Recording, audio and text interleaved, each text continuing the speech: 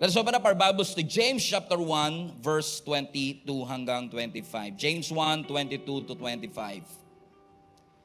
But be doers of the word, and not hearers only, deceiving yourselves. For if anyone is a hearer of the word, and not a doer, he is like a man observing his natural face in the mirror. For he observes himself, goes away, and immediately forgets what kind of man he was. But he who looks into the perfect law of liberty and continues in it is not a forgetful hearer but a doer of the work. This one will be blessed in what he does. Panginoon, dalangin po namin that you will create a fertile soil in our hearts. Buksan mo ang aming mga mata, gisingin mo ang aming mga puso, sapagkat alam ko may sasabihin ka sa pangalan ni Jesus. Amen. Sabi mo sa katabi mo, huwag mo ko istorbohin, may gagawin si Lord sa akin. Ang ating pong mensahe ngayon ay pinamagatan ko pong hear and obey. Hear and obey. Sabihin mo nga sa katabi mo, hear and obey. Ramdam mo talaga pag sabi pa lang ng title kung gusto nila yung message o hindi. But hear and obey. Ang text po nating pinag-aaralan is found in James or Santiago sa Tagalog. And actually, kung kilala niyo po si James, by history, si James po ang isa sa kauna-unahang pastor ng isa sa kauna-unahang simbahang naitayo. Sabi ng mga historian, si James daw po ang naging pastor ng Church of Jerusalem. Pero kung titignan nyo ang kanyang book, mula James 1 hanggang sa pagtatapos nito, makikita ninyo mga kapatid that maraming mga binitawang salita si James na hanggang ngayon ay pinaniniwalaan ng maraming Kristiyano na minsan hindi natin alam na dun pala sa James nanggaling yung text na yon.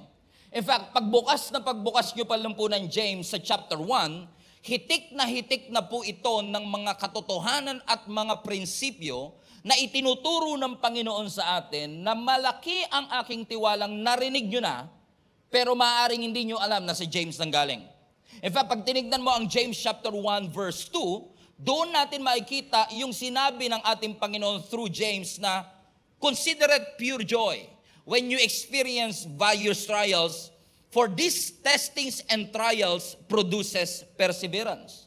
Umabante ka pa ng konti sa verse 5, dito rin po sinabi sa atin na kung ikaw ay may kakulangan sa karunungan, humingi ka sa ating Panginoon.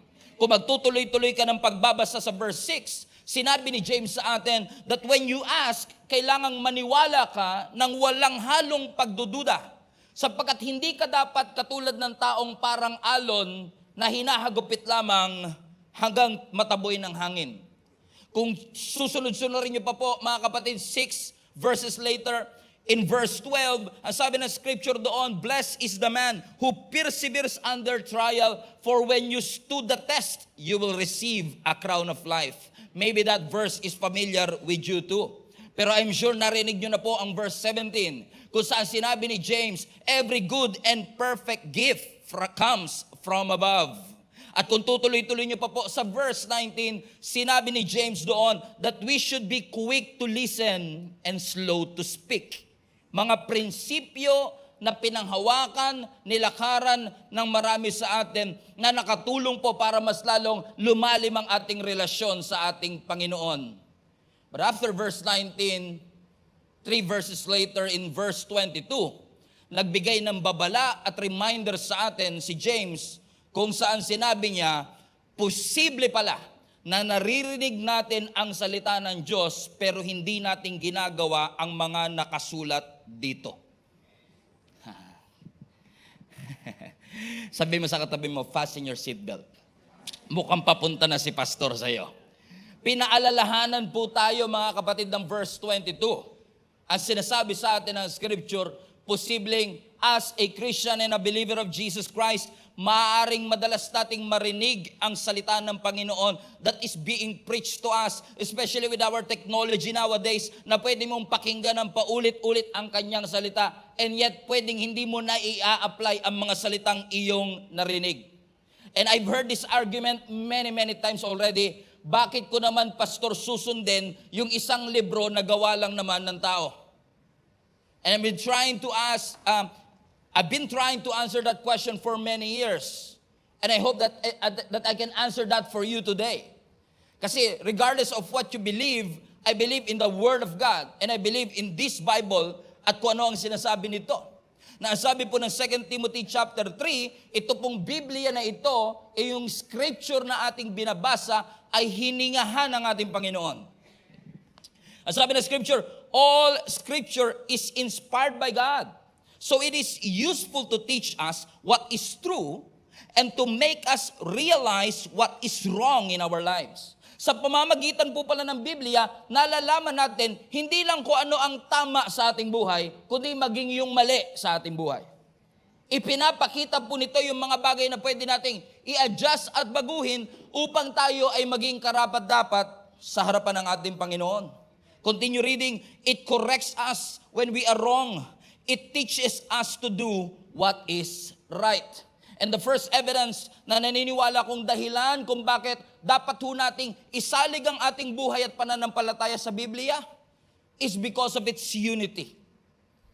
Alam niyo po ba na ang Biblia is actually a collection of 66 books. Just come to think of it. 66 na libro, written in 3 languages, written in 3 continents, in a span of 1,500 years. And yes, it was written by 40 human authors. But think about this. 40 human authors ang nagsulat ng 66 books gamit ang 3 languages na nasa iba't ibang kontinente na walang social media nung time na yon, written in the span of 1,500 years. So bago makompleto ito, 1,500 years ang binilang for it to be complete. And it was written by 40 human authors. Human authors na iba-iba ang profesyon. Merong hari, katulad ni David. Merong fisherman, katulad ni Peter. May doktor, katulad ni Luke. May priest, katulad ni Ezra. May government official, katulad ni Daniel. May farmer pa, na katulad ni Elisha. May diversity sa kanilang mga profesyon, and yet with all its diversity comes with a unity. Nobody contradicts each other. Just think about it. 66 books, 3 languages, 3 continents, 1,500 years, 40 different human authors, and no contradiction at all.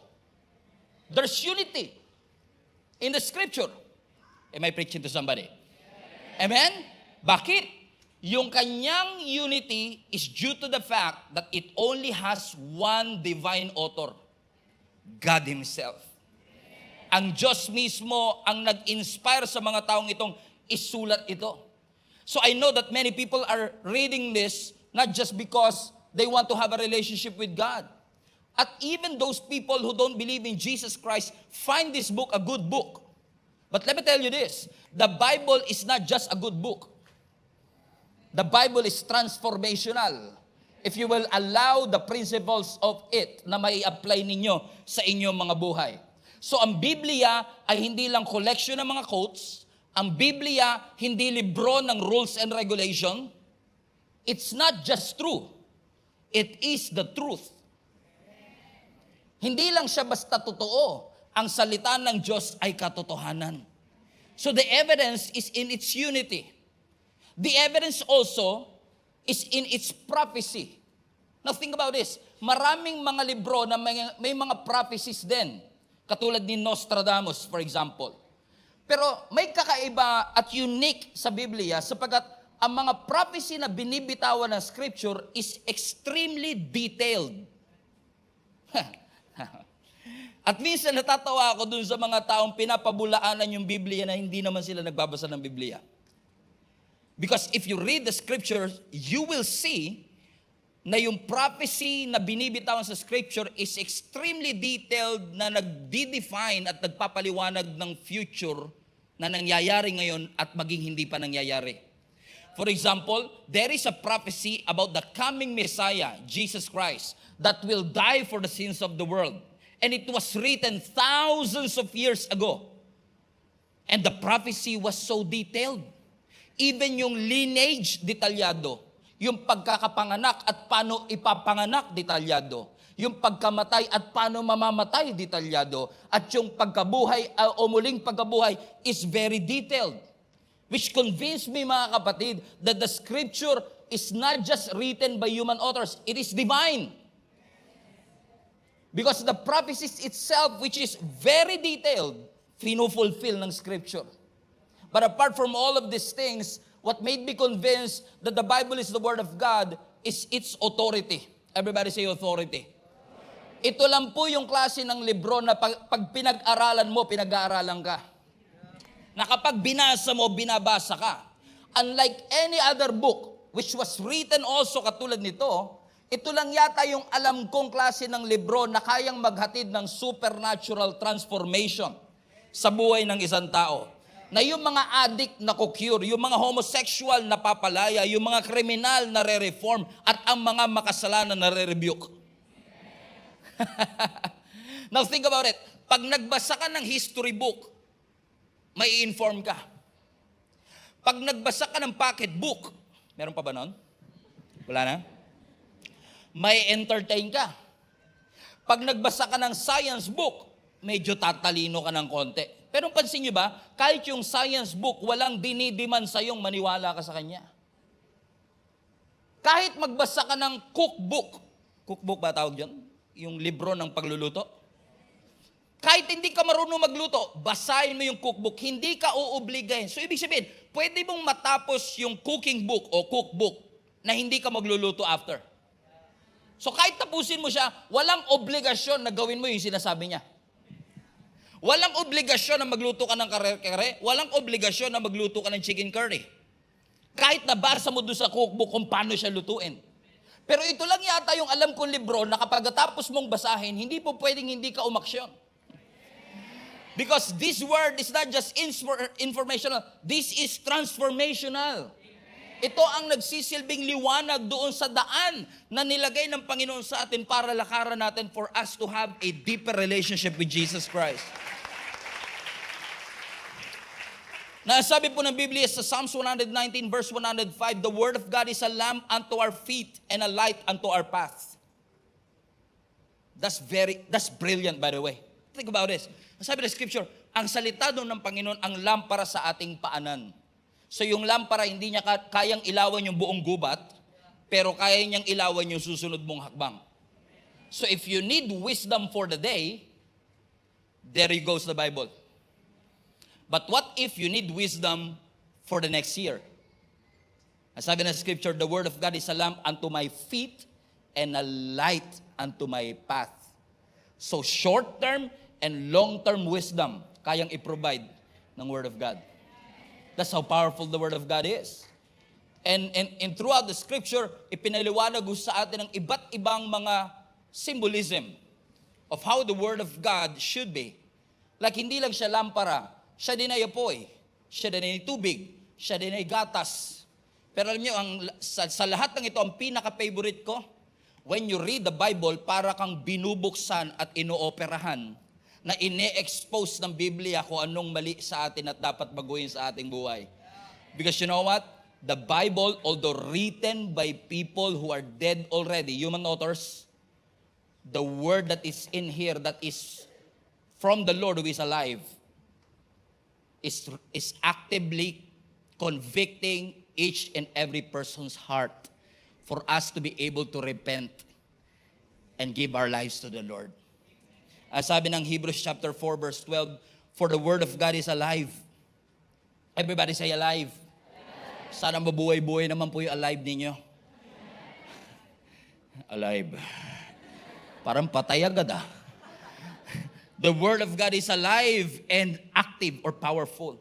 Pansinin nyo, ang Word of God, alive and active. Hindi siya dead, hindi siya passive. It's alive, it is active. In fact, as sabi ng Scripture, it's like a sword that is sharper than the two-edged sword, the sharpest two-edged sword, cutting between the soul and the spirit and between the joints and the marrow. At lahat ng mga medical students, alam nyo kung ano yung difference between the joints and the marrow, parang imposible. And yet the Word of God can penetrate through it.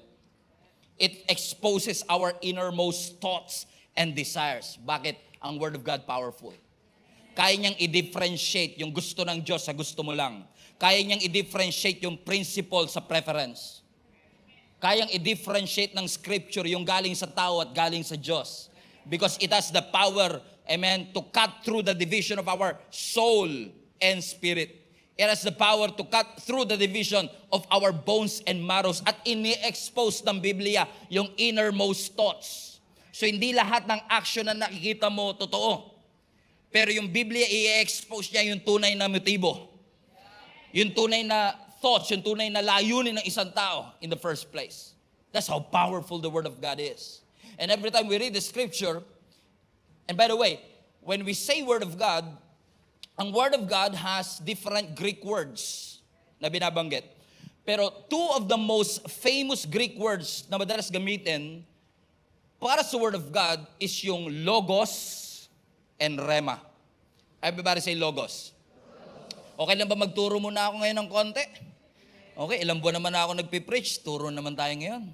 Okay? Logos and rema. Everybody say logos. Now, ano ang logos? Ang logos is the written word. Ito yung mismong salitang nakasulat na binabasa natin. Okay? So when you say logos, it is actually the written word. Pero yung rema, yan yung spoken word.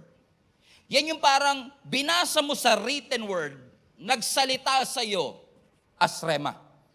Nararanasan niyo po ba minsan nyo na pag nagbasa ka ng Bible, isang chapter yung goal mo, pero one verse pa lang napahinto ka na. Kasi biglang napahinto ka kasi nangusap siya. Parang nabuhay siya. So galing sa logos, pero nagkaroon ng rema. Hindi ako aalis dito hanggang di nyo ito nauunawaan. Mahalaga to. Okay? Okay? I have to establish this first. Ano uli yung logos?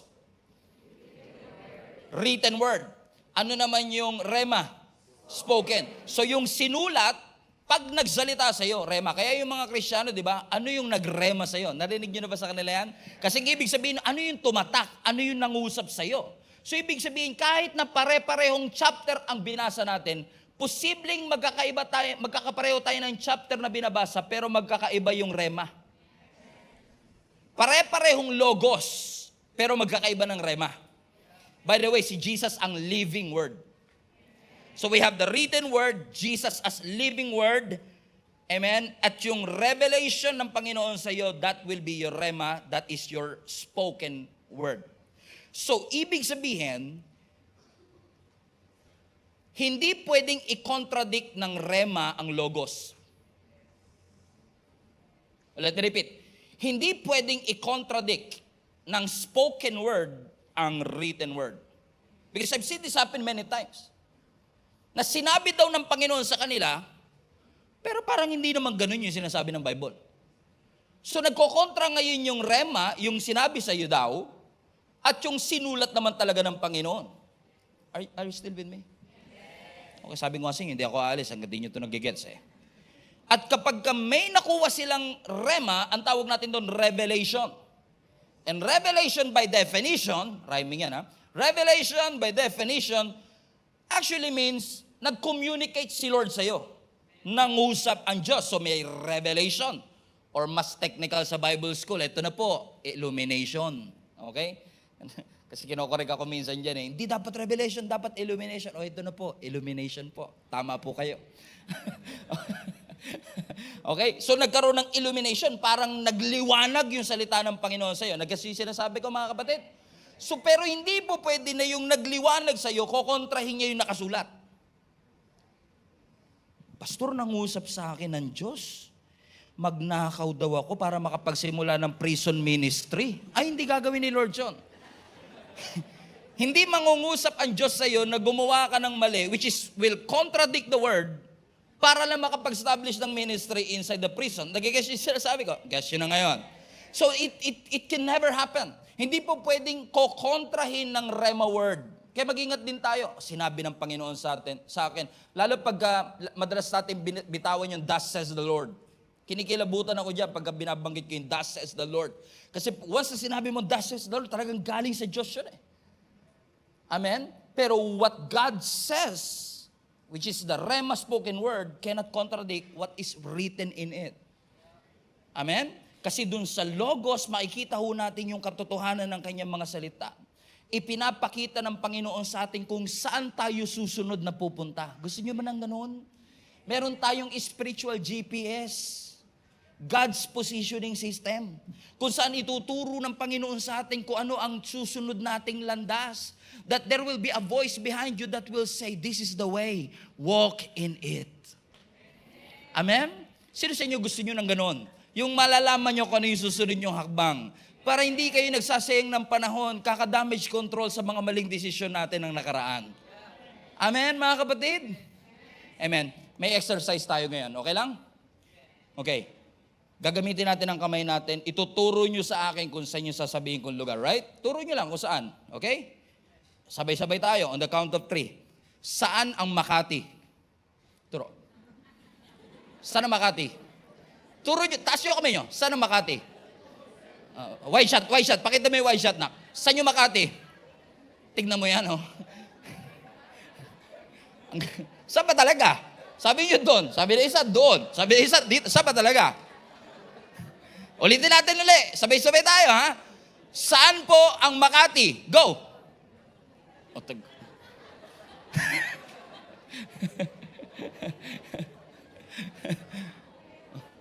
Ba, ang gulo, di ba? Tignan nyo to. Isang destinasyon, pero iba-iba yung ating sense of direction. Kaya kailangan mo talaga ng guide, eh. Isang guide na kasi kung tayo masusunod, lahat kayo tama sa pananaw nyo. Pero sino po ang magdidetermine kung anong tunay na tama?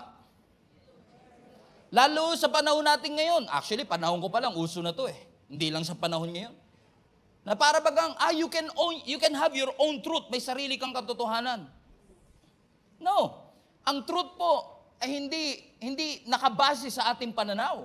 Ang katotohanan ay yung salita mismo ng ating Panginoon. So kung tayo lang tatanungin, ano ang tama? Tama ba yung ganito? Dito tayo. Pero the Word of God will give us a sense of direction. Ibig sabihin, ang Bible mismo yung moral compass natin. Ito mismo ang magsasabi sa atin kung ano ang tama at hindi dapat. Listen to me, hindi Hollywood. Hindi Korean novela. Okay, let me rephrase. Hindi Korean novela ang sense of direction ng tama at relationship goals. Hindi Hollywood, hindi si Kim Jong-un. Yung scripture. Amen? Upang ang ating bansa ay maging matuwid sa harapan. Kasi sabi nga ng Bible, di ba, righteousness exalts the nation. And we want na tayo po bilang mga anak ng Diyos ay lumakad ayon sa kagustuhan ng Diyos sa ating mga buhay.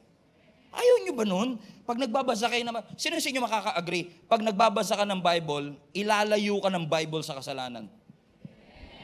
Di ba? Ituturo niya sa iyo kung ano mali. Sabi nga ng scripture, di ba? Ituturo niya sa iyo kung ano ang mali. Pero napansin nyo rin ba, na yung Biblia, ilalayo ka sa kasalanan, pero yung kasalanan, ilalayo ka sa Biblia. Parang nawawalan ka ng gana. Amen? I'm not trying to judge or condemn anybody, but I felt this way before. Na pag namumuhay ka sa kasalanan, tumatabang yung panlasa mo para sa salita ng Panginoon. Amen? Nangyayari ba sa inyo na ganadong-ganado kayo pag may sinasabi kayo sa Diyos? Pero wala kayong gana pag may sinasabi yung Diyos sa inyo? Taga-ibang church to, no? Okay. Perfect kayo eh. Parang, Pastor, I believe in the Word of God. I believe that this is the Word of God. Pero sa totoo lang, Pastor, pag binabasa ko siya, 10 minutes pa lang, pumipikit na yung mata ko. Ayoko naman, kasi nakakaya naman kay Lord kung gagawin ko siyang sleeping pills, di ba? Yeah. Sinisikap ko namang idilat, kaso parang may mga demonyitang nakasabi sa pilik mata ko, hinahatak pababa isa-isa yung ngayon nga lang po, Pastor, hindi ka pa nga nakakailang minuto, Nagta-title ka pa lang, nakatulog na ako nakapanaginip ako, nandiyan ka pa rin Parang wala kang hilig sa salita ng Panginoon. Pero pag may sinasabi ka, may pinagpe-pray ka, grabe request mo, talagang attentive na attentive ka. Pero bakit kaya parang pagdating sa salita ng Panginoon, wala tayong gana? Because it's possible for you to hear and know what's written in this, but if you will not allow the word to confront who you are, hindi mababago ang ating buhay. Amen? Kung wala tayong delight patungkol dito. Kasi ang tunay na transformation po sa ating buhay nangyayari, hindi po, ako naniniwala, ang tunay na transformation, effortless. Kasi hindi self-will, kundi grace ni Lord ang nag-enable sa iyo to be transformed. Amen? Halimbawa, kung karnaper ka bago ka maging Christian, let's say, kunwari, ikaw na lang po. Okay? Si tatay, mahal ko yun si tatay. Okay? Kunwari, karnaper ka bago ka naging Christian. Tapos tatanggap mo si Lord. Iyak ka, Lord, salamat po. Diligtas mo ako, napabuti mo sa aking buhay. Question, kinabukasan ba hindi ka na marunong mangarnap?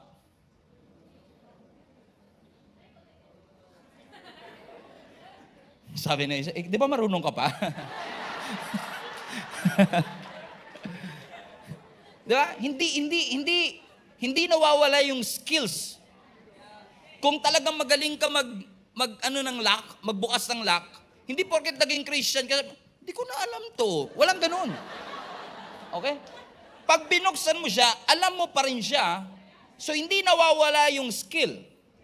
Okay? Dati alcoholic ka. Okay? Tinanggap mo si Lord, binago ka niya. Kaya mo pa rin uminom if you want to. Hindi ba siya, paano to inumin? Walang ganun. Makakita, bote, saan ba yung sa bukasan nito? Hindi pag ang transformation, hindi ka nagkakaroon ng amnesia. Kaya mo pa rin gawin. Pero wala na yung gana mo doon. Wala na yung appetite. Amen? So, yun ang hindi mai-explain ng history book, science book, geography book, o geometry book. Pero kayang-kaya nating palakpakan kasi nakita nating nangyari sa ating buhay. So if you will just allow, ganun pala yun, if you will just allow the word to confront you, magpapakumbaba ka, Lord, sorry, ito pala ako sa iyong harapan. That God will put you to the end of yourself para ma-realize mo that without God you are nothing. If you will not allow God to do that to you, ang sabi ng scripture, para mo lang pinapakinggan, pero hindi mo ina-apply ang kanyang salita. Para kang lalaki na tumitingin sa salamin, na pagkatapos mong makita ang iyong sarili, aalis ka't nakalimutan mo na kagad kung ano ang iyong naging itsura. Balikan natin yung verse 23. If anyone is a hearer of the word and not a doer. Ano sabi ng scripture? He is like a man. Everybody say man. Sabi ko nga dito, parang mas bagay dito yung woman. Kasi mirror pinag-uusapan, di ba? Parang mas madalas tumingin ang mga babae sa salamin. Pero alam nyo ba, nasurpresa ako, ha?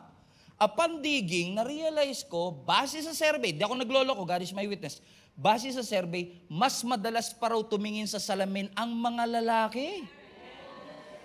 Kalahin mo yun, Brad? Siguro dahil pag nagda-drive ka, okay, ikaw yung nasa unahan ng jeep,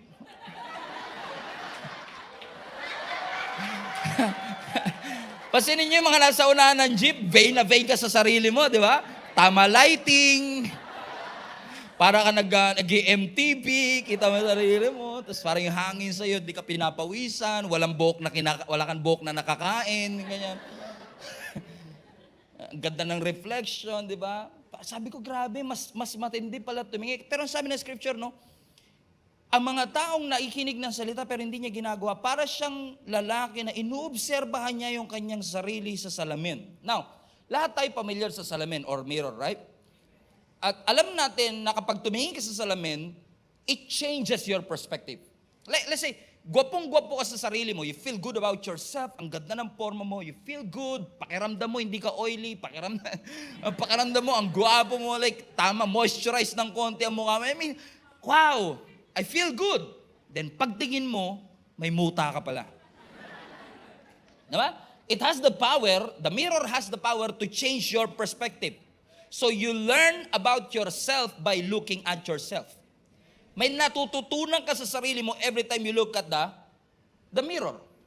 Pero back in the day, ang mirror hindi katulad ng salamin natin. Yung salamin natin ngayon, kitang-kita mo, malinis na malinis. Pero back in the day, para lang siyang mga silver or bronze na kinikinis nila like this one. No? Itong salamin na ito, hindi mo talaga literal na makikita yung sarili mo. So maaaninag mo lang siya. So you have to make an effort. This is an ancient mirror. No? Meron silang mirror back in the day, pero hindi kasing linaw ng mirror natin today. Right? So, the point is this. Yung mirror noong unang panahon, which I believe the context of James 1, kasi hindi naman nakita ni James yung mirror natin today. It's actually dim. It is distorted. Kailangan, para makita mo ang sarili mo, kailangan malinaw na malinaw yung lighting condition. Maganda ang lighting condition. So it takes time. It takes effort to see yourself in the mirror. I brought that up because I want to point out something. Na in order for us to really maximize the transformation that this book offers, hindi pwedeng tignan mo lang. You have to make an effort to look at yourself. You really have to examine it. Na hindi mo lang siya basta nabasa. Hindi mo lang siya basta tinignan, tinitigan mo siya. Na hindi mo lang siya basta napansin sa peripheral view. Na sinasabi ng scripture sa atin, tignan natin ang ating mga sarili.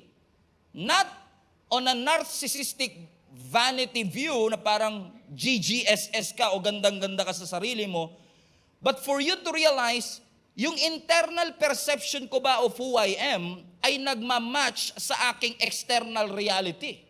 Kasi baka mamaya iniisip ko ganito ako, pero ang reality hindi naman talaga ako ganon. Because ang mirror, honest. So kapag hindi mo nagustuhan yung nakita mo sa salamin, hindi kasalanan ng salamin yun. Right? Ulitin ko lang. Try nga natin dito. Ang salamin, honest yan. So kapag tumingin ka sa salamin, hindi mo nagustuhan yung nakita mo sa salamin, pwede ba bang basagin yung salamin at sisihin yung salamin? Sinungaling ka. Hindi. Kasi ang salamin, honest siya. It is exposing your beauty. It is exposing your ugly. Ipinapakita, inire-reveal ng mirror, uy, ito ang mga magagandang traits sa'yo. Pero ini-expose din ng salamin, ano yung mga kailangan ng adjustment sa iyong muka. Comprende? Question, sino sa inyo tumingin sa salamin kanina? How many times? How many minutes? Siguro iba sa inyo, nung maaga pa, maka 59 shots nga muna. Right? Pansinin nyo, pagligo mo pa lang, o bago ka pa maligo, sa salamin ka, right? Pagpasok mo sa CR, may salamin? Alright. Titignan mo sa salamin mo bago ka maligo. Habang naliligo ka, iba may salamin pa. Pagkatapos maligo, magsasalamin ka uli. Bago magbihis, magsasalamin ka. Pagkabihis, magsasalamin ka. Paglabas mo, last check. Pagka sumakay ng jeep, salamin. Pagbaba, may nadaan ng kotse, salamin. Right? I mean, paulit-ulit. So, by this time, without looking at yourself, kabisado mo na dapat ang itsura ng iyong mukha, right? Because you've been looking at your face quite a few times already this day. Right? So, kabisado mo na ang mukha mo. Question. Ilang beses mo tinignan ng yung sarili sa salamin? 7 times? 8 times? Question. Gaano kahaba yung ilong mo? Ilang centimeters? Gaano kalapad ang noo mo? Sorry, Pastor. Grabe yung mga topic mo, ha? Ilong talaga tsaka noo. Hinay-hinay ka naman. Amen? So, pasinin nyo, no? Ilang beses natin siyang tinignan, pero hindi natin siya sinukat. Hindi natin in-examine. And the Greek word for seek o yung tignan is actually hindi lang silipin, kundi i-measure, sukatin. Tignan natin at i-examine natin ano yung mga bagay sa aking buhay na hindi tugma dun sa prinsipyo na itinuturo sa atin ng ating Panginoon? Yung practice ko ba nagmamatch sa principle ng Word of God? Kasi posibleng may Bible ako, pero hindi ako namumuhay sa prinsipyo ng Biblia. Posibleng ang pastor tayo, pero hindi natin binubuhay ang prinsipyo ng kanyang salita. Kaya ang sinasabi ni James sa atin, posibleng tinignan mo ang iyong sarili, but after some time, makalimutan mo na that you have something to fix. So binasa mo siya, pinag-aralan mo siya, alam mo siya, pero you've never decided to act on it. Alam mo siya, yung history niya, yung context niya, yung literature niya, but you're missing the whole point. Because hindi porket nagbabasa ng Bible, ay natatransform ang kanilang buhay. Kasi may mga nagbabasa po ng Biblia, even as I speak, para lang po malaman nila kung paano nila papabulaanan yung ating pananampalataya. So they are just reading it for history, for science, and if you do that, you are missing the whole point of reading the scripture. Because the Word of God, the Bible, is not a book of preference. It is a book of principles na nilaid out ng Panginoon sa atin that for us to live by, para sundin po natin. Hindi po mag-a-adjust ang kalooban ng Panginoon sa ating kalooban, dapat po tayo ang nag-a-adjust doon sa kalooban ng ating Panginoon. Alamin natin, ganun pala yun. Pag nagbabasa ako ng Bible, inaalam ko anong God's best. Hindi lang yung request. Hindi lang yung gusto natin mangyari. Tahimik, no? Amen? Because it's like a mirror. Alam niyo mga kapatid, God has a great blueprint for our lives. Maganda po ang plano ng Diyos sa ating buhay. He wants you prosperous, He wants you healed, He wants you reconciled, redeemed, justified. Ang ganda ng plano ng Panginoon. And God is in charge of your destiny. But you are in charge of your decision. And I'm here to tell you mga kapatid, at paalalahanan po ang bawat isa sa atin, you have to make a decision to really live by the principles of the Word of God. Sa mga hindi pa nakakaranas ng pagbagsak, huwag nyo nang asamin. Sa mga bumagsak na, matuto po tayo. Sundan natin ang sinasabi ng salita ng ating Panginoon.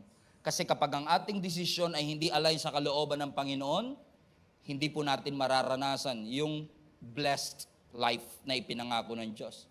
Sabi nga ng James 1:25, balik mo anak, if you will continue in it. Ano sabi ng scripture? It is not a forgetful hearer but doer of the word. This one will be blessed in what he does.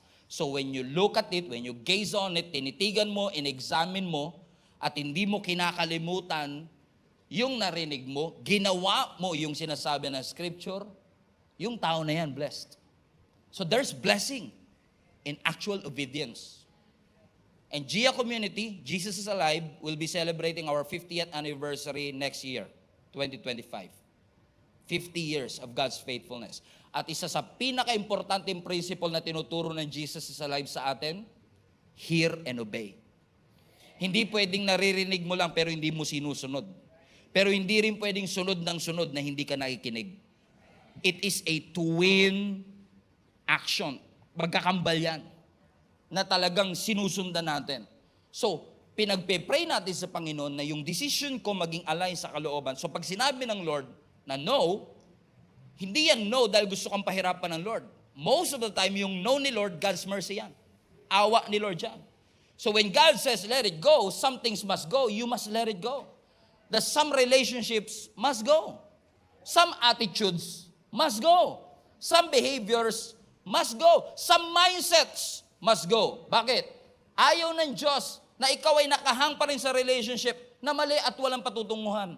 Ayaw ng ating Panginoon na nag-i-stay tayo sa isang lugar that is sucking at the joy of our hearts. He doesn't want us to waste our time sa mga bagay that doesn't matter naman talaga sa ating buhay.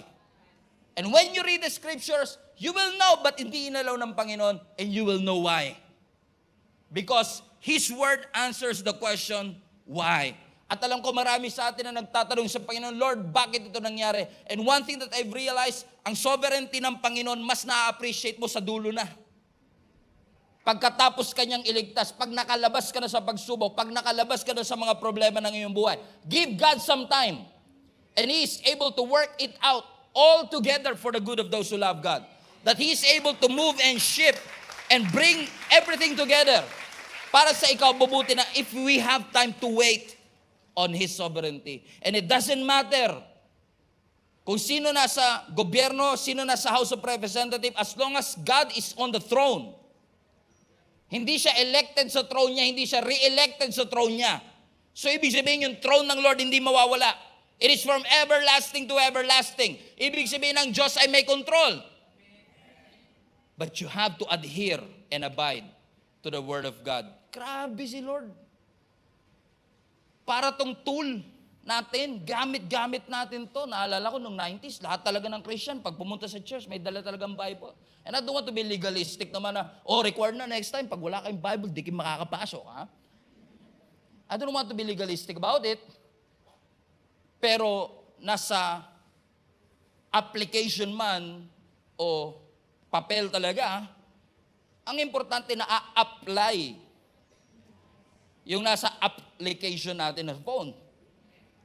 Amen? Kasi kung ang karpentero may martilyo at ang doktor may stethoscope, ang Christian may Bible. Tahimik ka. Sabi mo sa katabi mo, parang ikaw topic natin today.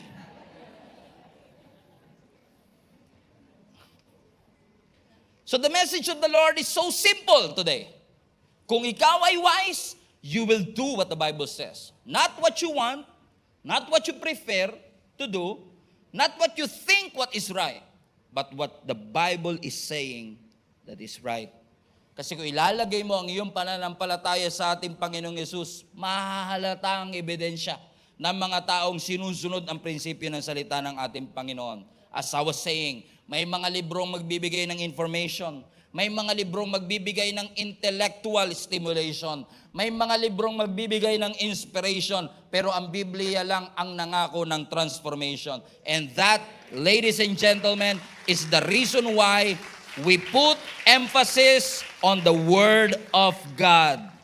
Kasi ang mga nag-a-apply nito, wise. Matthew 7:24, after banggitin ni Jesus yung mas kilala nating golden principle, na wag mong gawin sa iba yung ayaw mong gawin sa iyo, ito ang sinabi ni Jesus. Therefore, everyone who hears these words of mine and puts them into practice, you are like a wise man who built his house on the rock.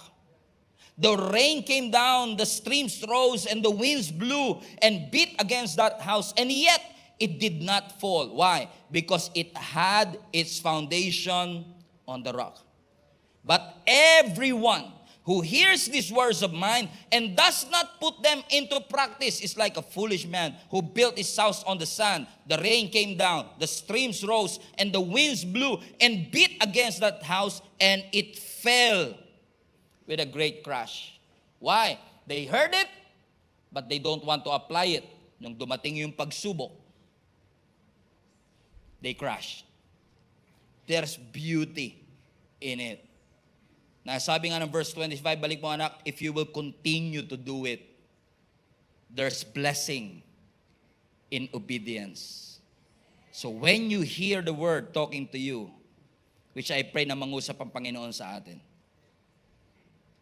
Amen. Alam niyo ba na kapag pinapangarap ko, sabi ko kay Lord, sana talagang lahat ng global family namin, talagang magkaroon ng sarili nila ng Bible. Kasi yung Netflix, magsusubscribe ka, 500 a month. Amazon Prime, 400 a month. Pag nag-subscribe ka sa YouTube Premium, 600 na yata a month. Every week yun, every month yun, recurring yun, 500. Ito one-time payment, 500 to 700 lang. Yung Netflix, kaya kang bigyan ng entertainment. Ito kayang bigay sa'yo transformation. This is a good investment. This is a good investment, right? Come on now.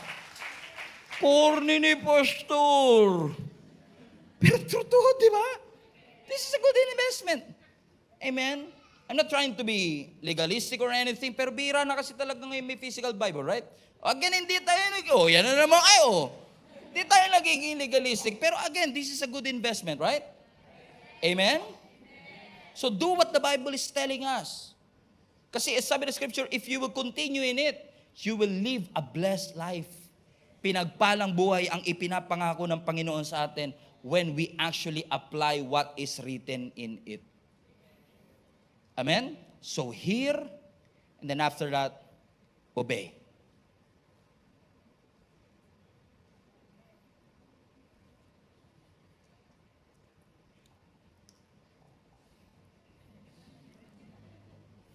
Hindi ako naghang.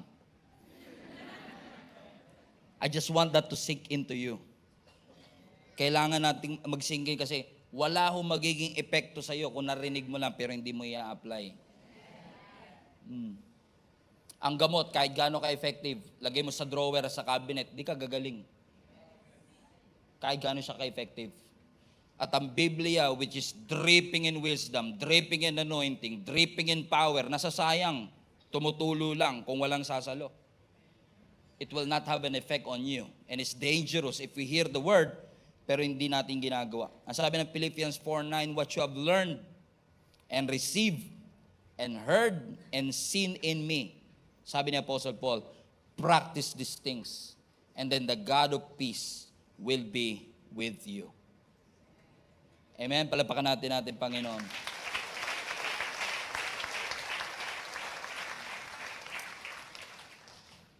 In fact, the reason why you accepted Jesus Christ as your Lord and Savior is because we are reminded of what the Word of God is saying. That Jesus died for us.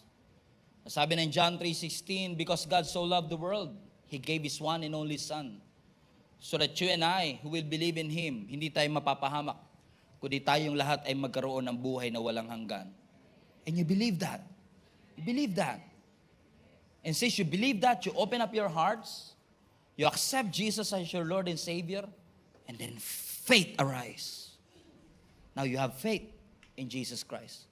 Kay Jesus Christ na hindi mo pa nakikita, sa pangako niyang hindi mo pa nararanasan. You just believe by faith na yung sinabi ng Panginoon sa akin, it will come to pass. Pero just listening and hearing it one time cannot really bring full, true, and lasting freedom na ipinangako ng Scripture. It must be a continuous washing of the Word. Amen? Just allow the Holy Spirit to wash you clean. Just allow the Word of God to wash you clean. Kasi alam niyo, maraming Christian alam nila forgiven sila. Pero alam nila hanggang ngayon dirty sila. So you feel forgiven and dirty. But the Bible is saying you are forgiven and clean.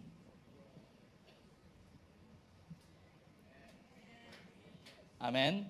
If you confess that Jesus is your Lord, He is able to forgive you, sabi ng 1 John 1:9, and cleanse you of your sin.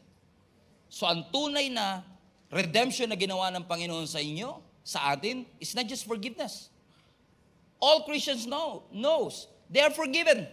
But some of them, they don't feel clean. There's still shame in their hearts. Punong-puno pa rin. That's why we have to keep on preaching the Word of God para yung Word of God ang maglinis ng lahat ng ating karumihan. So that you and I will feel not just forgiven, but clean. Kasi ang salita ng Panginoon nangangako, may kalayaan sa kasalanan. Ang salita ng Diyos nangangako, may kalayaan at katagumpayan sa lahat ng uri ng temptation. Ang salita ng Panginoon ay nagpapahayag na pwede niyang palakasin ang iyong mga pananampalataya. Amen? Hindi mo mako-confess yung isang bagay na hindi mo alam. So hanggat hindi mo siya kino-confess, hindi siya sa'yo. Amen? That's why the Word of God has the ability to strengthen your faith. Pero hanggat di mo siya alam, hindi mo siya kino-confess, it can be yours. That's why, sa church natin, actually, ini-instruct ko kahit mga preachers natin, make it a habit na sabihin mo sa katabi mo, God is good. Sabihin mo sa katabi mo, pinatawad ka na ng Diyos. Sabihin mo sa katabi mo, may provision ang Diyos. Minsan ayaw na sabihin, tinatamad na ako, pastor, ayoko na sabihin. Pero actually, pinapasabi namin yun sa inyo because I want you to confess it with your mouth. Kasi the moment na sinabi mo, yes, God will provide, kinonfess ng iyong, ng iyong bibig, it's not just your mouth that is talking, it's your faith now that is talking. Nagsasalita na ngayon yung pananampalataya na nai-strengthen dun sa salita na iyong ikinonfess. That's why it's very important yung confession. Kino-confess natin ang salita ng ating Panginoon. When you are afraid, confess. Don't worry. God is in control. When you are afraid, confess. God is my refuge and my strength, the very present help in times of trouble. When you are worried, the Lord is my shepherd. I shall not want. Mahirap i-confess yung memory verse na hindi mo memorized.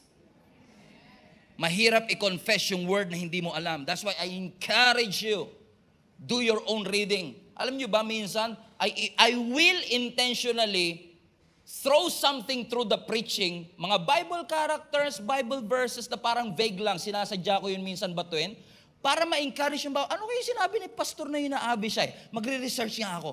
Para matuto tayo mag-research on our own. Na hindi lahat spoon feeding galing sa pastor. Ewan ko, napapansin niyo yan. Minsan magbabato ko na, hindi ko i-explain talaga. At all. Because I want you to do a personal study. Because I want you to feel what I feel. Kapag nagbabasa ng scripture, wow, thank you Lord. Wow, thank you Lord sa revelation. Amen? And maganda makareceive ka ng revelation while listening to the word of God. Wow, thank you Jesus. Pero I guarantee you, there's so much joy kapag ikaw mismo ang nakadiscover na ito.